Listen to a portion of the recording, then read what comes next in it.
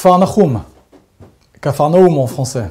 Si je traduis, on pourrait dire bazar, balagan, quelque chose qui manifestement est mal rangé, sans dessus-dessous, qui interpelle, un petit peu comme la chambre de nos adolescents. On est au bord du lac de Tibériade, et au nord d'Israël, près du Kinneret, donc le lac de Tibériade. En arabe, le site s'appelle Tel Houm. Kfar-Nahum, on entend le Nahum, Houm en arabe.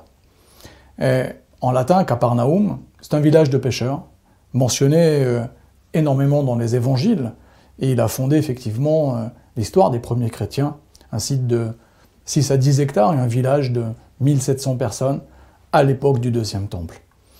Les fouilles archéologiques qui sont déroulées à Kfar-Nahum ont révélé une énigme pour les archéologues, notamment une synagogue, dont on ne sait pas vraiment si c'était une synagogue ou une église. Une église ou une synagogue. On sait que les gens qui l'ont fréquenté étaient bien évidemment des juifs. On est dans cette période du Deuxième Temple, juste avant la destruction du Temple. Une époque où la Judée est agitée entre les pharisiens, les esséniens, les zélotes, vraiment, les juifs se disputent. Et on sait qu'il y a un juif, que les chrétiens appellent Jésus, le Christ, qui prêche en Galilée, comme beaucoup d'autres rabbins prêchent, avec des élèves qui le suivent. Et pour une partie du monde chrétien, Capharnaüm, c'est la cité du Christ. Et donc pour nos amis catholiques, romains par exemple, ceux que la religion dominante en France, même si on a beaucoup de protestants également et quelques orthodoxes, eh bien Capharnaüm va être identifié comme la ville du Christ. Pour les archéologues, revenons à l'archéologie, le site est détruit en 746 par un tremblement de terre. On est le long de la faille syro-africaine, et un tremblement de terre va détruire complètement le site. Pour les archéologues, c'est extraordinaire parce que le temps va recouvrir le site et le protéger des intempéries, des pilleurs d'antiquité, et surtout, il n'y a pas de reconstruction au-dessus du site. Ce qui veut dire que quand les archéologues vont venir avec leur technologie, leur technique, leur méthode, ils vont tamiser la terre, redescendre, trouver les structures, et trouver énormément d'artefacts, énormément d'objets archéologiques à qui ils vont donner du sens. Le site est redécouvert en 1838 par un grand archéologue, Edward Robinson, qui a donné son nom à l'Arche de Robinson à Jérusalem, pas loin du Kotel, et il s'interroge énormément sur cette synagogue.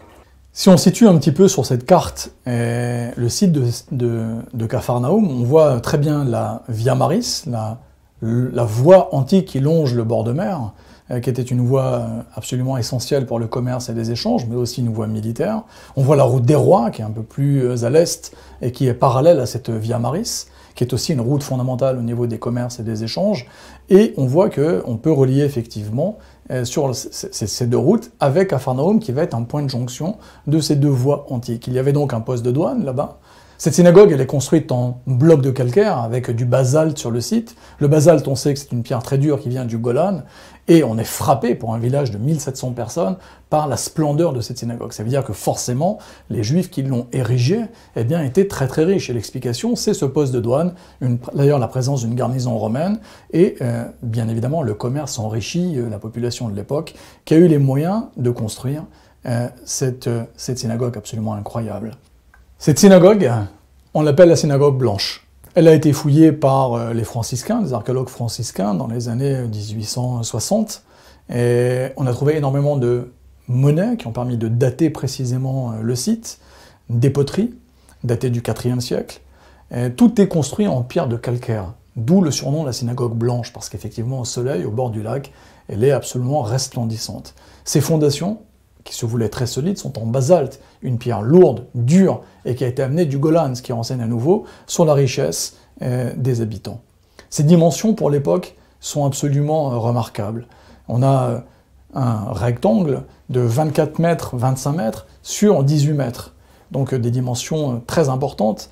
Le plan est identique, et en archéologie on fait beaucoup ça, on compare avec des synagogues similaires, à deux synagogues antiques, l'une qui s'appelle Chorazim, datée aussi du IVe siècle, à 4 km au nord de Capharnaüm, et une de Bar-Am, au nord de la Galilée, bien plus loin, qui est datée, elle, du IIIe siècle.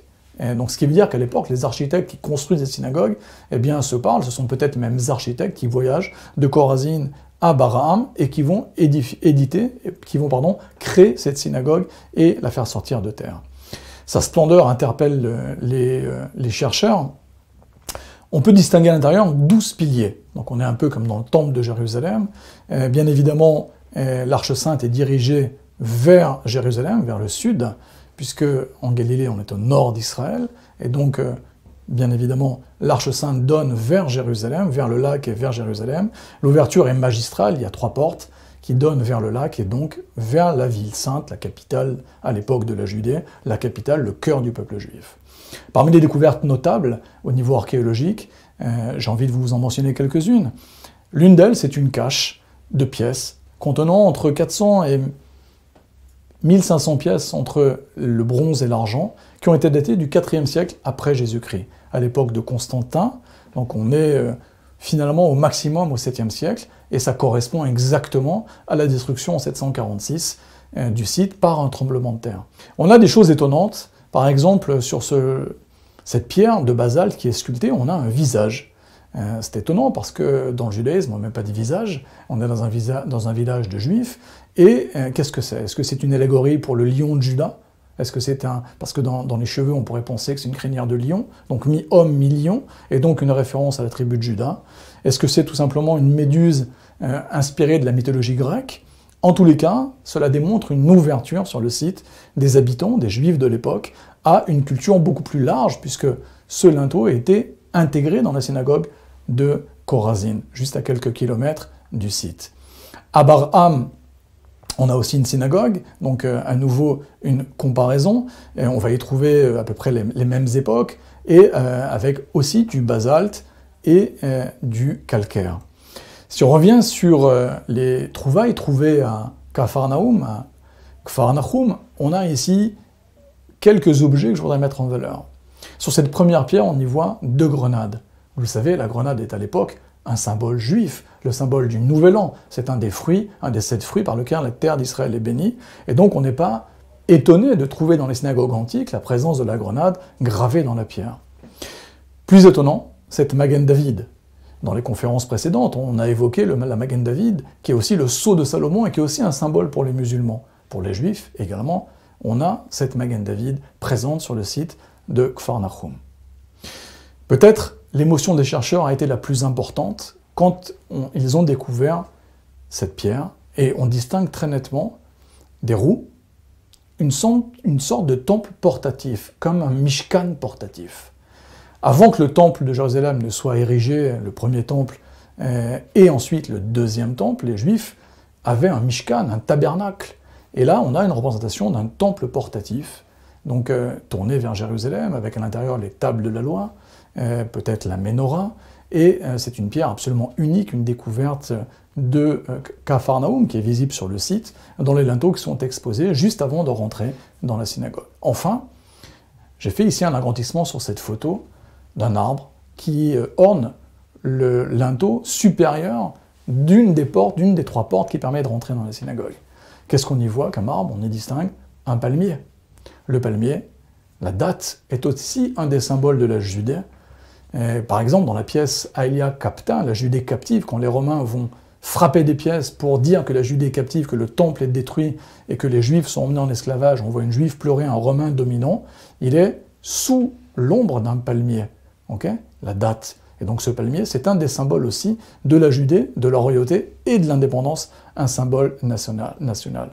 On a sur le site, bien évidemment, des reliefs de chapiteaux corinthiens, on a des feuilles de vigne, toujours un fruit saint de la terre d'Israël, des figuiers, des motifs géométriques et des aigles, comme on en a encore aujourd'hui dans le Golan. Peut-être l'intérieur de la synagogue, 2 mots. Ce qui est assez étonnant, c'est qu'on a deux rangées de doubles banquettes qui courent comme des bancs le long des parois de la synagogue.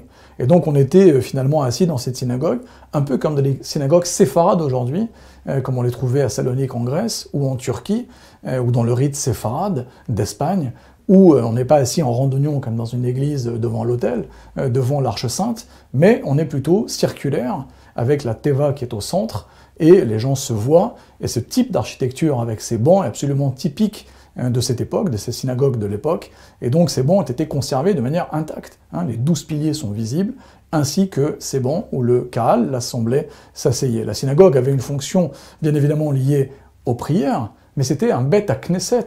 C'est-à-dire qu'un Knesset en hébreu, Knessia, c'est une église, on s'y réunissait, on y gérait bien sûr les affaires de la communauté, on y étudiait la Torah, on a vu qu'il y a un énorme Beth Midrash qui est contigu à la synagogue. On sait qu'il y avait un deuxième étage également. Est-ce que c'était un étage de femmes? J'irai pas jusque-là, aucun archéologue n'irait jusque-là, mais on sait qu'il y avait un deuxième étage sur ce bâtiment qui était monumental. On trouve également dans le Golan des synagogues avec 2 étages. En conclusion, les amis, je peux que vous inviter, par le biais soit des voyages de la Fondation Israël Archéologie, soit par vos propres voyages en Israël, à visiter ce site. Malheureusement, beaucoup de chrétiens visitent le site, pas assez de juifs. Je suis content que les chrétiens visitent le site, mais c'est dommage parce que pour les juifs, c'est un site absolument clé de la période du Deuxième Temple. Et puis en même temps, c'est un site qui donne à réfléchir, qui nous permet de faire des jonctions, qui nous éduque à la tolérance, qui nous fait poser des questions, ce qui est toujours très intéressant.